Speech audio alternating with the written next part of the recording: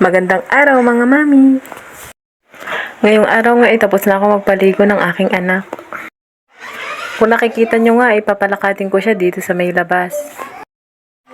May binigay kasi ang tita niya na tsinelas at ito nga at suot-suot na niya. Pinasyal ko nga muna siya dito sa may harapan. Palagi na kasing nakakulong ang bata na to dito sa bahay. Pag talagang nasa labas ang bata na to, kailangan talaga ibabantayan mo. At yan na nga, saglit nga lang kami at pinasok ko na uli siya dito sa bahay. Kung ano-ano kasi ang dinadapot niya, sinusubo niya, syempre bata. Wala tayong magagawa kasi wala pa siyang alam sa mundo. Kung ano nga makita niya, isusubo nga at kakainin niya. Ito na nga, dumating na ang kanyang papa. May dala-dala nga siyang sasakyan na pambata at bigay nga daw yun sa kanya. Nung nakita nga yan ng mga anak ko gustong-gusto na nga agad yan sakyan. Sabi ko linisan muna bago muna sakyan at madumi nga. Nakakatuwa nga yung mga nagbibigay ng ganito. Tignan nyo naman at napakaganda pa. Halos bago pa nga daw yan. Yung nagbigay nga daw sa kanya tinanong kung may anak nga daw siya. Sabi niya meron. Nung nakita nga ng bunso ko tuwang-tuwa siya. Eto nga at kasunod ko na nga, andito na nga siya sa may banyo, nakaabang na sa kanyang papa. At ayan na nga, nalinis na niya. Itong mga anak ko nakasunod din nga. Akala mo naman pwede sa kanila. Sa bunso ko nga lang ito kasi maliit lang naman, hindi naman pwede sa dalawa kong anak. At malaki na nga sila. Tignan nyo naman at nakasunod na nga dito sa labas, binuhat pa ng kanyang kapatid. May luag nga daw na tornilyo at inayos muna ng kanyang ama. Tignan nyo nga itong bunso ko at nakasunod na nga ulit. Masarap naman sa pakiramdam na mabilhan mo ang anak mo ng ganito pero sa ngayon wala pa nga. Wala naman sigurong masama ang tumanggap ng bigay at lalo't napakaganda pa naman.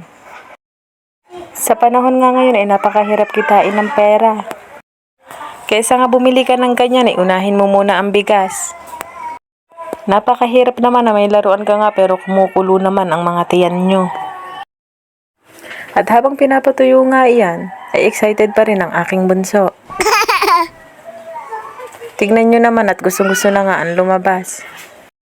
Ito na nga ang pinakahihintay ng bata, ang natuyo na nga. Sobrang excited nga yan, pati nga yung dalawa kong anak, akala mo naman, pwede sa kanila. Mainit pa pala yung upuan na yan. Tingnan nyo naman at hinahawakan pa nila. Hinawakan nga ng bunso ko at napaso pa nga siya. Sabi ko nga sa kanya, sakyan na niya. Kaso nga hindi niya mahawakan kasi mainit pa. Binilad kasi yan sa araw kaya ganyan. Nakakatuwa naman makita na may ganito yung anak mo. Kahit nga bigay lang yan, ayos lang. Tignan nyo naman at napakaganda naman. Napakaingat nga ng may-ari nito. Halos alikabok nga lang ang nilinis dito. Ito namang bebe ko hindi pa talaga sumakay. Akala ata mainit pa. At ayan na nga, nakasakay na nga ang bata na yan. Nakakatuwa talagang pagmasdan pag masaya yung anak mo. Ganyan talaga ang mga bata, simpleng bagay lang, masaya na. Sige lang anak. Enjoyin mo lang ang pagiging bata. Kasi pag malaki ka na, mararanasan mo na din ang mga problema kagaya ko. Nakatutuwa nga ang bata na ito, tignan nyo naman, nakasakay na nga.